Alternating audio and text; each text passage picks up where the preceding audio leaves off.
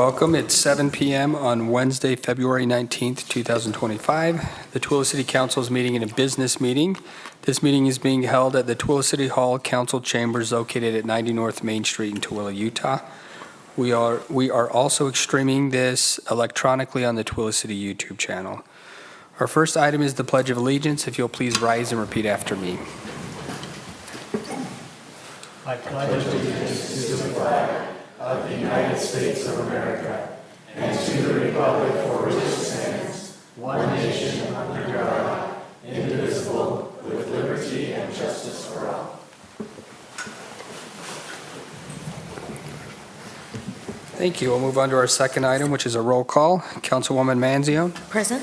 Councilwoman Goches. Present. Councilman Hanson. Present. Councilman McCall. Present. I'm Councilman Brady, and I'm also present.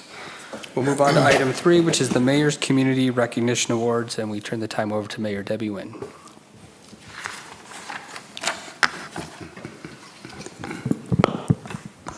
Thank you, Chairman and Council. Many of you that are regular viewers of the City Council meetings and attend quite regularly know that we, once a month, will honor young people in our community that are doing really good things. They're wonderful examples to their peers, and they make us want to be like them. These young people are nominated by either teachers or principals in our local schools. And as we've done this for many years, the city has done this. And a couple of years ago, I decided that we needed to expand that we had many other people that were in our community that were doing very, very good things, and we wanted to recognize them. These are normally people that are not recognized anywhere else. And all of the good things that they do certainly do not go unnoticed. So you'll see that we put out in our newsletter and on our website to ask people for nominations for the Mayor's Community Recognition Award. The recipient tonight of this award was nominated by several people because of the lives that she has touched. And I would like to invite Andrea Rawlings to come up and stand up here with me. She is our recipient tonight.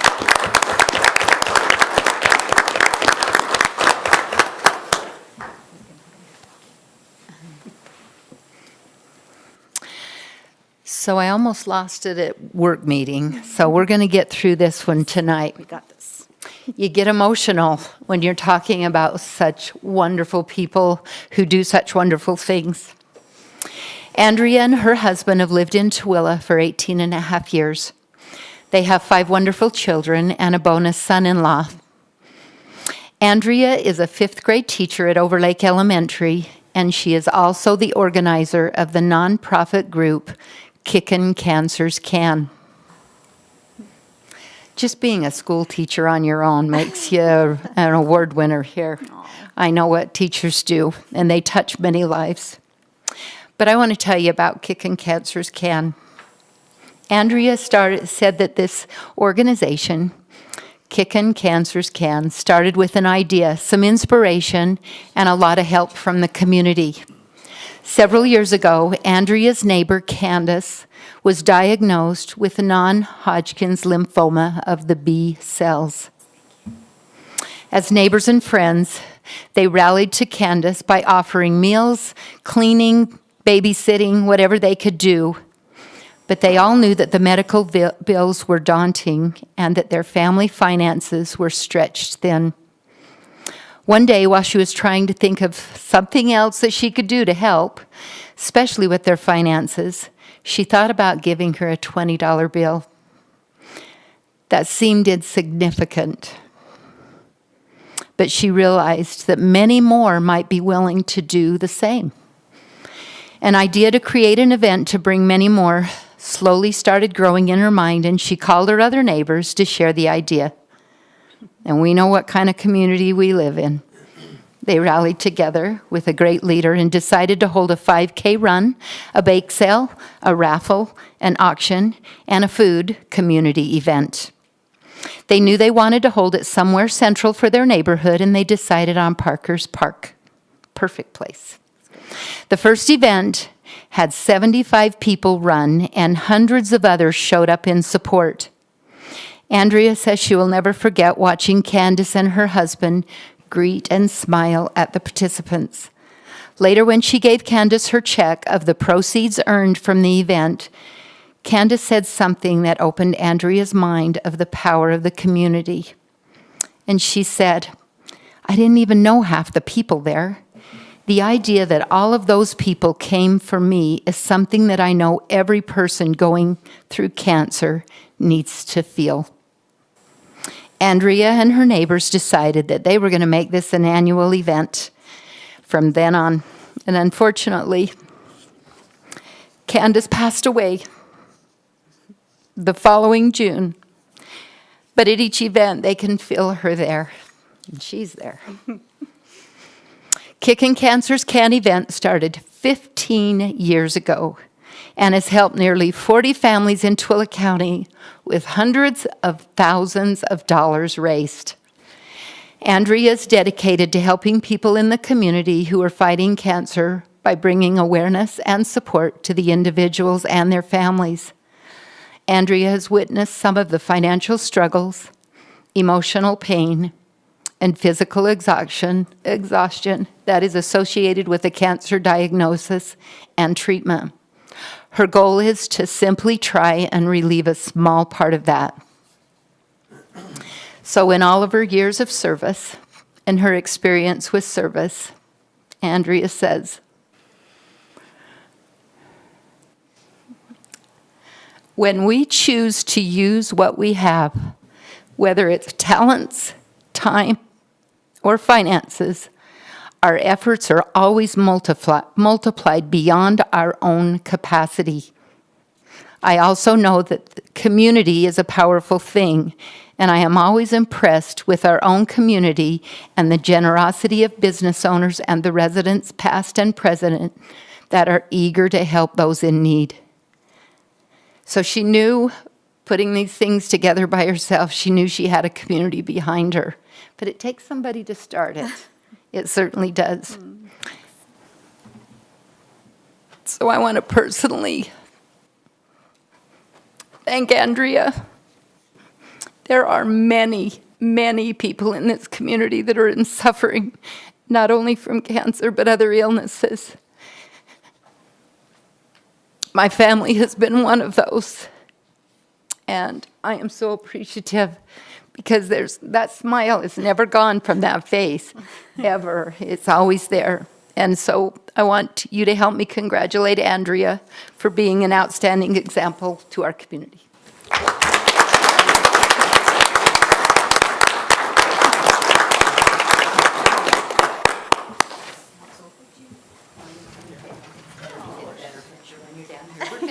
We're going to get a picture, and I'll leave this here so we can get a picture first, but I'm going to let you hold.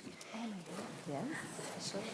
And I'm going to stick that in there after we're done. We're going to get a picture.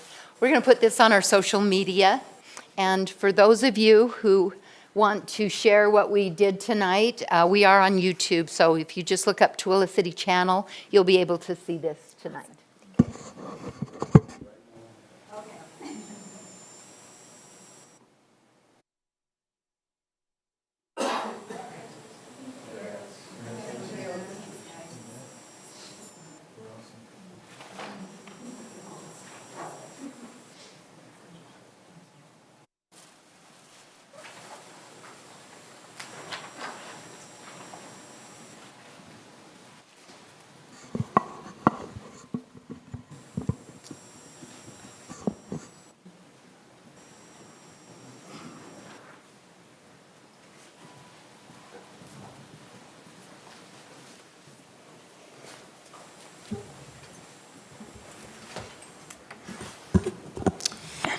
Okay, we'll move on to item 4, which is the public comment period. This is the time for the public to address the council.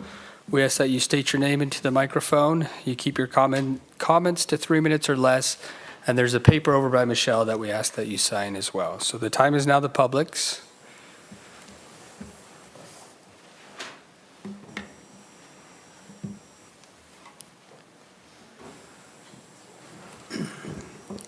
My name's James Elliott. I've been a lifetime resident of Tooele City. I purchased my home that I grew up in from my dad, and so I've lived there for most of my life. Little for a number of years. I lived in a house on the next street over, so I've always been in the area before purchasing that house. I've been in that house for about 35, 38 years now, and I've never had a problem until a neighbor moved in, bought the adjacent property. He bought the Dreitzler home. I'm referring to it by the original owners because I know everybody in the area. And then later acquired the D. Johnson property. For approximately, I'd say, 20 to 30 years, there were no animals on those properties other than some household pets, a couple dogs and cats. Since the new owners moved in, there's been 3 horses. Right now, there's approximately 8 pigs, 20 goats, and there's still 1 horse left. The horse pen that the horse was in for quite a period of time was 10 feet from my bedroom window. You guys talked during the work meeting about pallet fences and stuff like that. The goats have destroyed my fence. They've destroyed my property. They get into it. I've refused to put up a new fence because the animals that aren't supposed to be there in the first place, it's zoned R1, are what destroyed the fence. It had grapevines that were 30 years old growing over and engulfing the fence. It gave me some nice privacy. The animals have killed my grapevines. They've eaten my landscaping. I've replaced, I believe, 4 peach trees that have been killed. Constantly, I work in my yard all day. I'm retired now. I spend all day working on my landscaping. It's what I do. I propagate my own plants. So I was contacted. This has gone on. I filed complaints approximately 3 years ago. The number of animals on the property exceed even what's allowed for property that allows animals. I've got no resolution. He had people living in RVs back there, like it was a campground. There were a large multitude of camp trailers back there. 2 of them were occupied for years at a time. I filed complaints, nothing was done. I finally, when I got pictures of the holding tanks being dumped on the ground and the people relieving themselves next to, I didn't take pictures of that, although I was asked to. I refused to do that. But I witnessed that several times, and that's when I decided to start filing the complaints.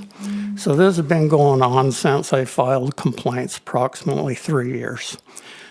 The junk, there's still tires everywhere, probably 20, 30 tires there.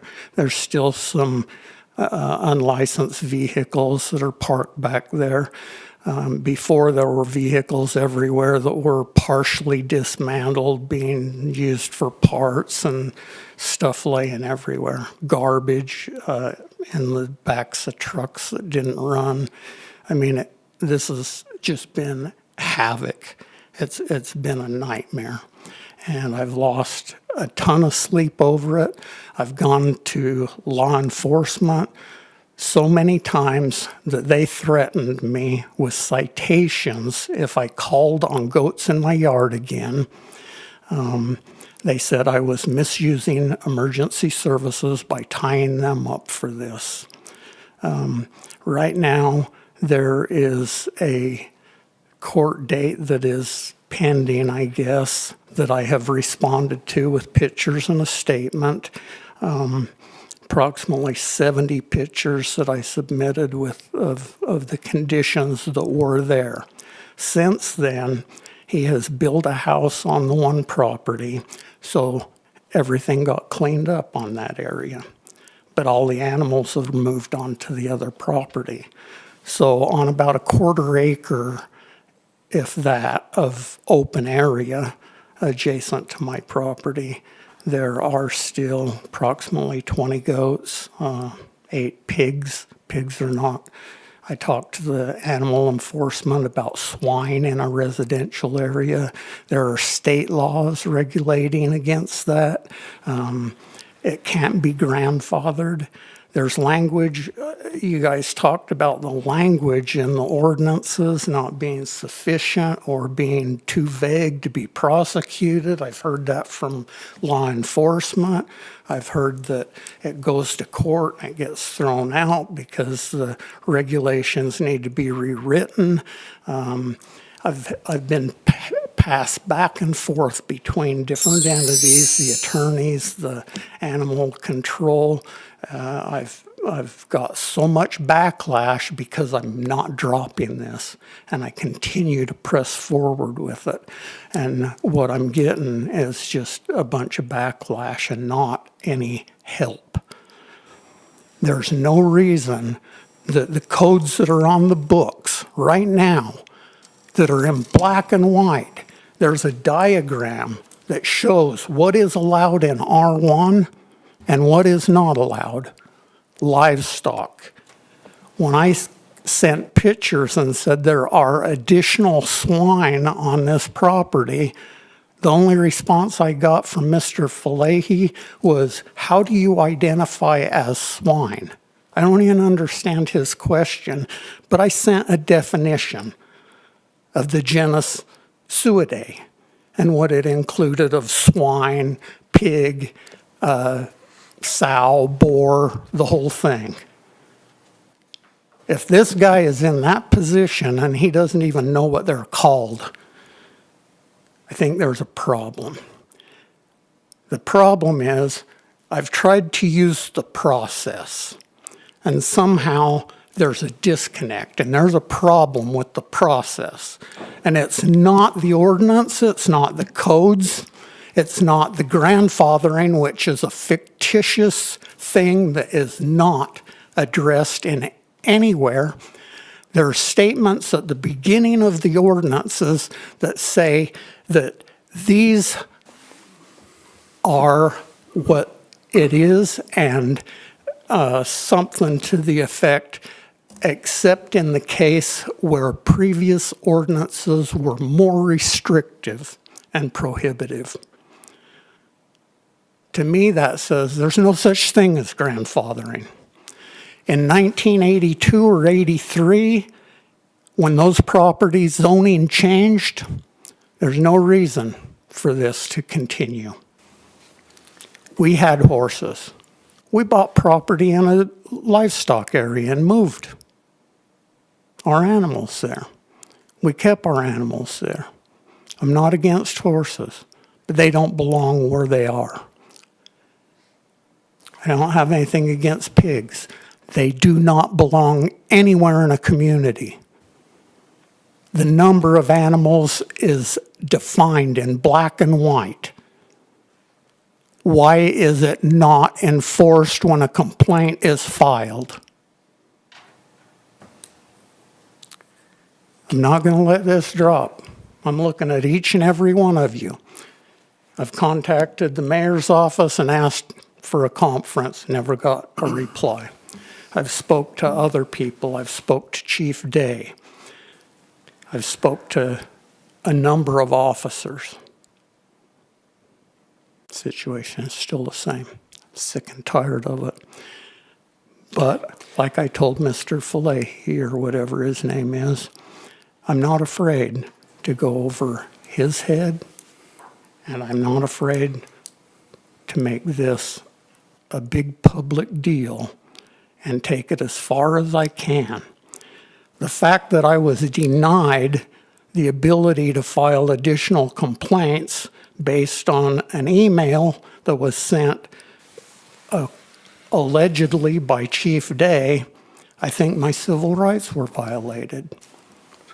And I'm not afraid to go to the ACLU and see what I can do about that too. James, I want to put this, I know my time's Yeah. up. I want to put this out there, let you guys know where I stand, how I feel about this, and if something is not done, and I mean immediately, I'm just giving fair warning.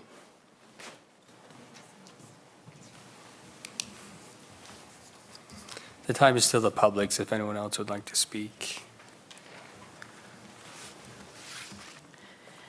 So my name is Virginia Hooper. My husband Rhett and I have lived in the community for almost 20 years now, and we love the Tooele Valley and the diversity that's here. I'm here today with some concerns about having received several notices of public nuisance violation since Christmas.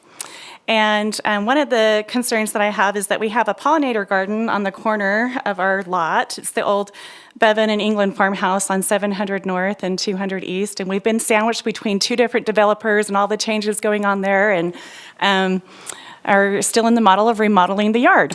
But we do have a weeded and finished pollinator garden, which was shown in pictures that were given to us with the violation. And this is a garden that's supported with the DNR, UDAF, USDA, Utah State, and SUU. We were able to actually, I used the Citizen Science app to mark that we had monarchs visiting our garden last year, and it's a place that not only do we have as an open classroom for 4-H students, but 3 kindergarten field trips are planned there every year, and this year they have permission to do a butterfly tent with a butterfly release. So it's been kind of fun. It has a lot of support behind it with the community. But I've noticed that in the code and the way it's written in 844, there are a lot of ambiguous terms used for the vegetation and the maintenance expectations for public nuisance, and they don't necessarily match up with what we're trying to promote through our landscaping ordinances. And I have from my background, I'm a master landscape architect degree, and I'm a landscape designer and community educator with 25 experiences I'm trying to talk fast to fit it in about 3 minutes, using native plants and waterways plants to promote water conservation, biodiversity, food production, and healthier living. So I really think we need to take a look at the way that code reads and make sure that there is wording and verbiage that will let people use native plants and waterwise adapted ornamental grasses. They do not get mowed to 6 inches. That is against the maintenance instructions for those areas. If they are cut back, the best time to cut them back is in late February, not in the middle of the winter or fall for the ornamental grasses. And that's something that we're asking everybody that's involved with code to take a look at and make sure that we have room to move forward with our goals as a community. I also have a concern where we were in the third notice, they keep tacking on something different. Some of it was trash removal. We live on a windy corner. We picked up 3 garbage bags full of trash that was not ours over the Christmas break. And it's because the garbage cans get tipped over. The wind is crazy, and you all know that. And so I brought that to Officer Finay's attention, and he said, well, it depends on if there's any trash out there when I come out to do the review. We also have some landscaping materials that we've saved from the renovation of the house, including some flagstone and some mulch, and it's spread down low. It's not kept in big piles. And it's some of that is in the yard for our use, but we can't get to those projects until spring, and so they're going to be there so that we can use them to the best of our ability. I have one more quick concern, and that happened with the third notice, the violation that we received, where they tacked on a complaint or violation for having Junked vehicles or abandoned vehicles. We have 4 vehicles, which we keep parked in our driveway at all times. They're all registered, maintained. You probably worked on some of them at one time, so they're oldies but goodies. But you know, one of them's my son's car that he left on a mission last month, and it was parked for 35 days. It's now his sister's car, and she's still earning her driver's license. So we moved it to the other side of the driveway until she gets to drive it. And I don't feel like we should be in violation for a code that talks about maintained vehicles. So I have more to say, but I will save that for the other department. Thank you. Thank you. And just so you're both aware that the council will stay after, you're more than welcome to speak to us individually, but we just keep the comments to a limited time in the public meeting, so, yeah. The time is still the public's if anyone else wants to come forward.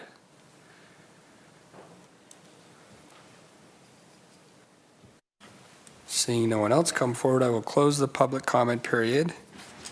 And we'll move on to item 5, which is a resolution, Resolution 2025-07, a resolution of the Tooele City Council authorizing payment of fee in lieu of water rights conveyance for the Hollywood Plaza Development Project. This is presented by John Perez, the Economic Development Director.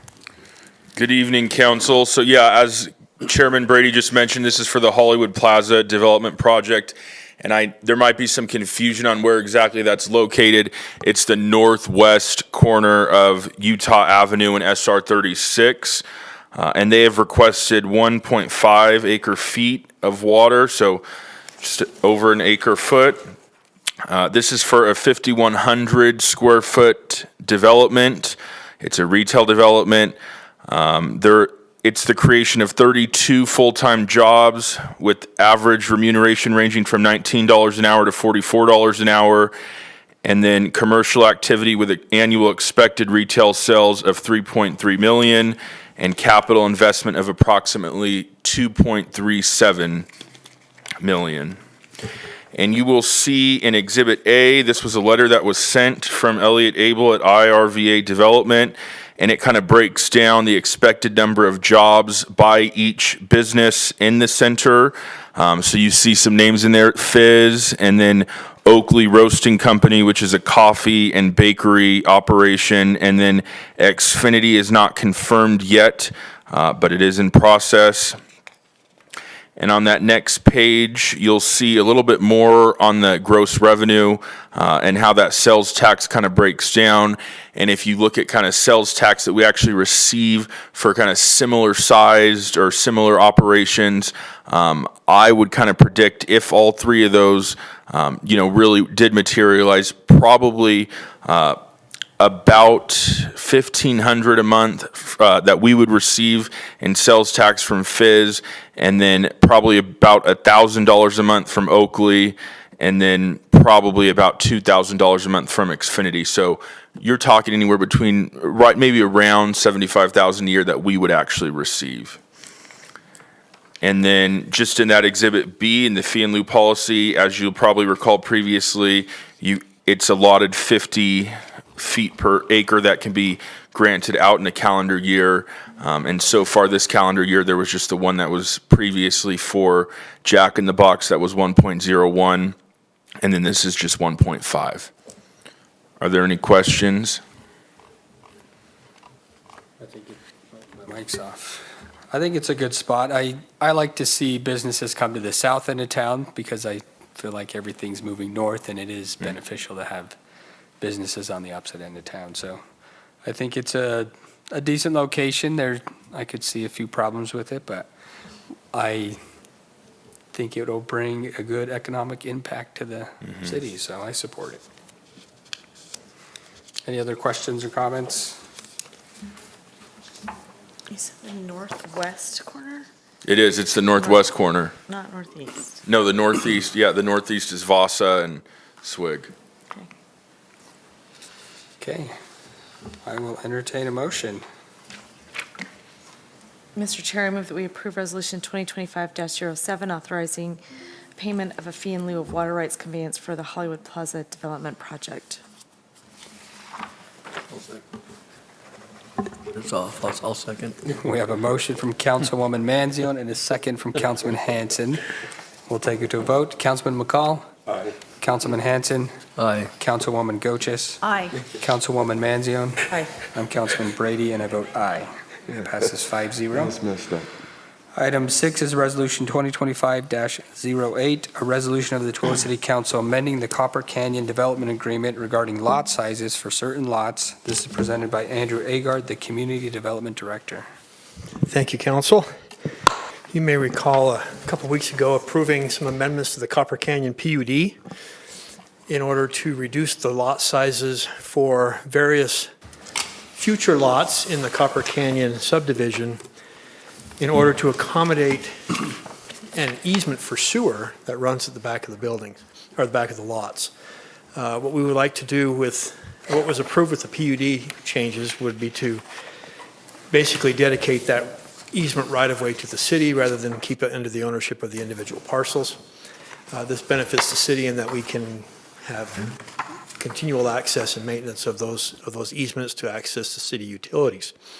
This is basically a follow-up to that PUD amendment. We now need to amend the development agreement, and it's basically the same thing. The lots on the screen show some existing lots and how the easement affects the back of those lots. The proposed changes will affect only a few lots in future phases. These are already constructed. But the amendments to the development agreement basically just state that the lots can be reduced to 5,000 square feet for the lots that are listed. And then it also describes in detail how the 12-foot easement would be conveyed over to the city, either through deed or warranty deed or plat recordation. So it's just an amendment of the development agreement to come in compliance with the PUD and to get that easement into the city's hands rather than keeping it under private ownership. So if you have any questions about that, I can answer those for you. Will there be a fence that separates that, like a clear line of where it's going to be? I just know in the past, we've had properties like this where a shed gets built or residents slowly start to encroach upon the city's property. And That's an excellent question. I don't think the development agreement requires the installation of a fence. The PUD does not. That could be something that we address during the final plat. Andrew, it is the city's intention to clearly identify it as a maintenance road or alley, so we'll be putting some materials down that indicate it's separate from the lot. Keep them out of it. so we do that by like putting gravel down or? how That do we- kind of thing, yeah, I don't want to speak for Jamie, but there will be, in terms of specific materials, but our plan is to demarcate it clearly.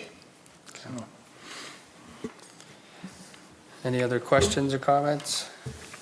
That was my question. I've had some residents in the area reach out and ask what type of material will be there.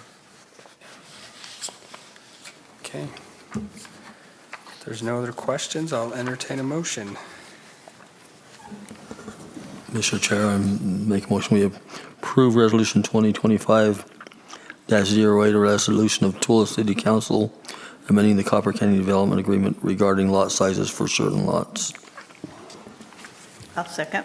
We have a motion from Councilman Hanson and a second from Councilwoman Goches. We'll take it to a vote. Councilwoman Manzione? Aye. Councilwoman Goches? Aye. Councilman Hanson? Aye. Councilman McCall? Aye. I'm Councilman Brady, and I also vote aye. That passes 5-0.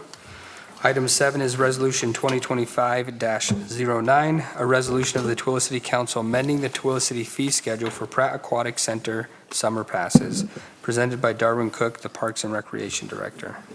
Good evening, council. Thank you. To give you a little history on this, Josh, our superintendent of the pool for a couple of years, has fielded requests from some of our patrons to, during the summer, make it a little more convenient for them to send their kids there to recreate at the facility during the summer while they're out of school. Unfortunately, the last 2 years, we've kind of let it slip, and then all of a sudden we were at summer. So this time he actually set a calendar notice to get it on the first part of the year's agenda. So we brought it here. So what we're seeking is, the city council obviously has the authority to establish the fees by resolution, and we're not necessarily seeking a means to necessarily draw more people to the pool, because a lot of the people who are going to use this are the ones that are already using the pool, mostly their children, who during the summer hours, while parents are at work or just looking for activities during the summer, they're already bringing their kids there. During the school year, they don't see the feasibility of buying an annual pass, because during the school year, their kids are involved in other activities and with school, can't use it to the benefit that it would be for them to purchase that.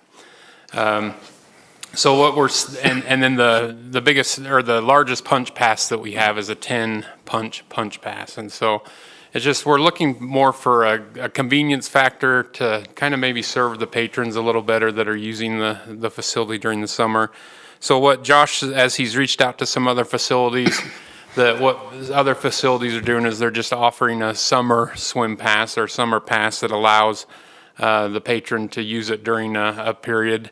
So they're a little different and they do vary a little bit. For us, what would work at our facility is starting on Memorial Day until the day that we close for our annual service that we do on the pool in August, which is about 12 weeks, is offering a 12-week pass for individuals, family. And as you can see there in the table, we've created two structures, one for resident, one for non-resident, with families, family with 2 adults, and the children, same household, and then single parent, military with 2 adults and children in the same household, and then just a 2-party adult, 2-party senior citizen, which is 61 and older, and then just a regular single youth, and a regular adult 18 and older, and then a military adult, and then just a single senior. Any questions? Is the August shutdown always the same time? So we plan that so that there's a period of time that, and for the most part, yes. So we balance it between when the kids go back to school and before the swim season starts. So it is kind of based upon when the school determines their start date's going to be, because there is that moment where school is just starting and the summer has just ended, that the swim season hasn't started yet. So, Okay, thank you. Any other questions or comments? I'll entertain it. Oh, do you have a question? Just, we're not raising fees for classes or day? No. Just a day entry? and this does create a little bit of benefit versus the per day entry fee. So it does make it a little less for them if they're buying it for the 12 weeks. And just again, the 10 punch pass is also the same. It does offer a little bit of benefit, but this just makes it so that the parent doesn't have to buy the passes often, or send the complaint that, not the complaint, that's the wrong word, but the concern that the parent has is just constantly having to fund their kid to go to the pool when the kid wants to go, 3-4 times a week. And now they can just get them a pass to where then they can just go at whim when they want. Okay, I'll entertain a motion. Mr. Chair, I'll make a motion that we approve Resolution 2025-09, a resolution of the Tooele City Council amending the Tooele City fee schedule for the Pratt Aquatic Center summer passes. I'll second. We have a motion from Councilwoman Goches and a second from Councilwoman Manzione. We'll take it to a vote. Councilman McCall? Aye. Councilman Hanson? Aye. Councilwoman Goches? Aye. Councilwoman Manzione? Aye. I'm Councilman Brady, and I vote aye. That passes 5-0. Thank you, Council. Item 8 is Resolution 2025-10, a resolution of the Tooele City Council approving Amendment Number 3 to the agreement with Brightview Landscape Services, Inc. for landscaping maintenance at the Tooele City Cemetery, presented by Darwin Cook. Great, Council, thanks. For correction in the wording, just so it's on the record, this resolution is a resolution of Tooele City Council approving Amendment Number 2 to the agreement with Brightview Landscape Services. And we do have that correction here. Oh, Okay, great. perfect. I thought I read it wrong, but Nope. And a little history on this. So last year, we sent our turf landscaping contract out to bid. Brightview Landscaping was the contractor that was awarded that contract. They have been doing a fantastic job for the city. They currently mow and trim and blow 100%, well, almost all of the park turf areas that we have. In the only exception that we had on that was the Tooele Valley Museum, which at the time we left it off the contract. One, because of the area and the items that we have there on display. We wanted to, one, have a little better control of it, and as you know, that area is fenced, and we're trying to figure out a way to maintain the security of the premises and being able to allow a contractor in there on a regular basis. I believe over this last year, they have proved their value to the city and their deliverance of their product to the city. That in Amendment 1, we decided to add the Tooele Valley Museum to the contract. That particular addition fit within the budget that was already in the contracted services budget. So the mayor, administration approved that one.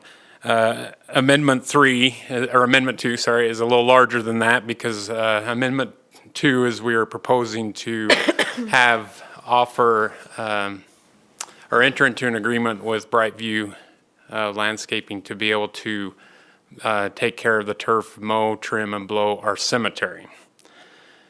So in this, because they obviously operate annually and our budget is fiscally, what we're proposing in this amendment is an agreement with Brightview an amendment to the agreement with Brightview from April to June 30th in the amount of $34,752.60. However, as we've discussed this a little bit, we also wanted to get your input on, because we're hoping that as we enter into the new budget season, that obviously this would appear into our budget that would be approved, and then just adding it to the actual contract that we have with Brightview, and then giving us the option to renew this as we renew their contract for the next 2 years. So I wanted to have that discussion with you of how you'd want this to proceed. I am prepared to not ask for a vote tonight so that we can have a good discussion and then, based upon your information, bring back a corrected resolution if needed on March 5th, or make the adjustments to this one.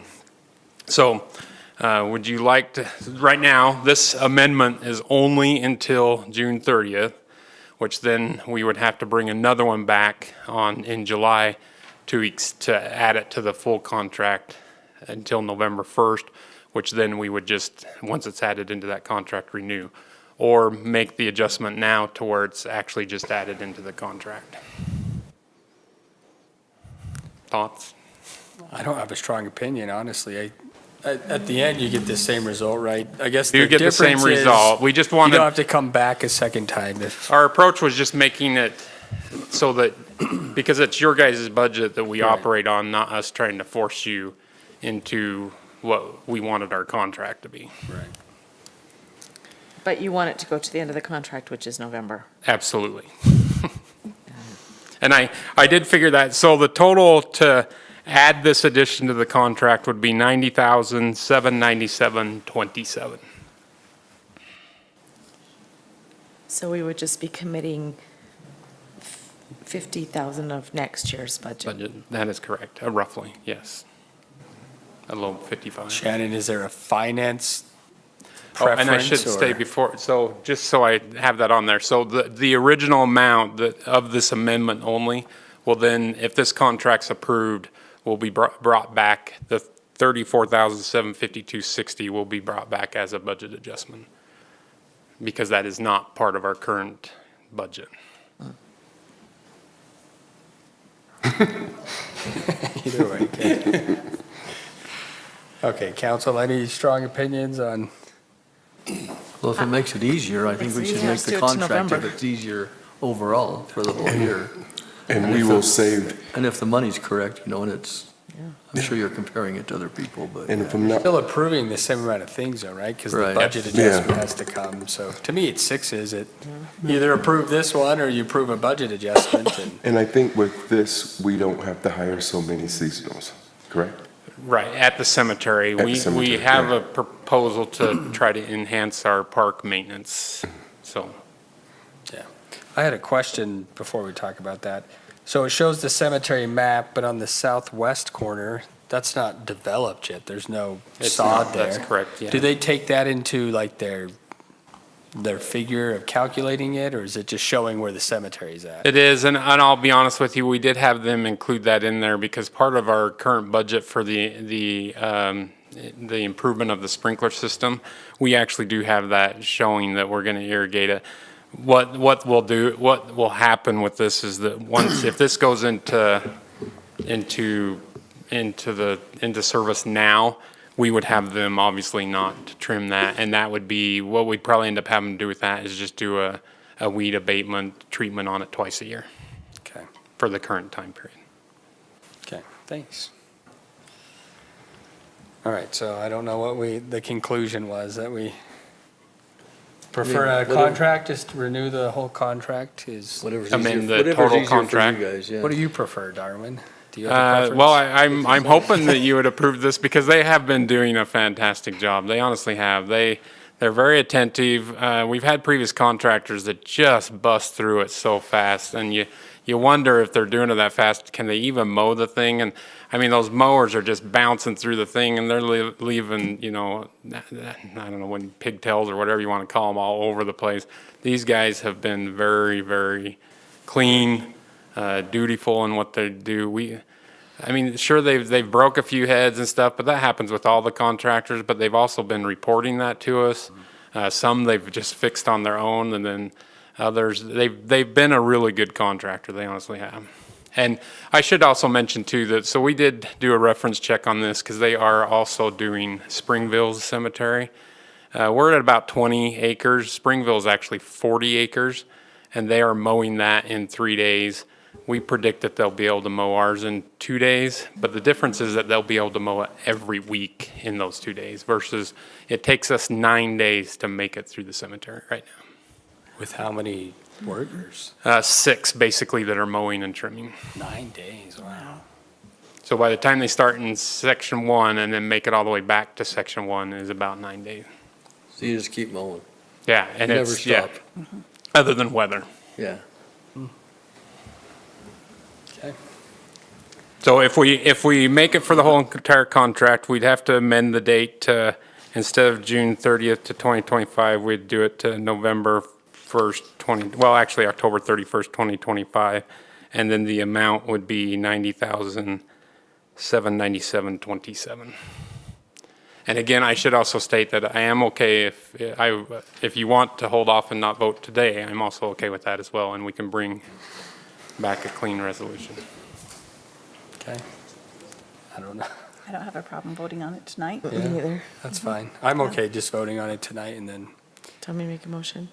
yeah, I'd love a motion unless anyone else wants to talk about Did it. you get the number, the dates and the number written? Okay. To the numbers, yeah. Mr. Chair, I'd like to make a motion that we approve Resolution 2025-10, resolution approving amendment number 2 to the agreement with Brightview Landscape Services for landscaping maintenance at the Tooele City Cemetery.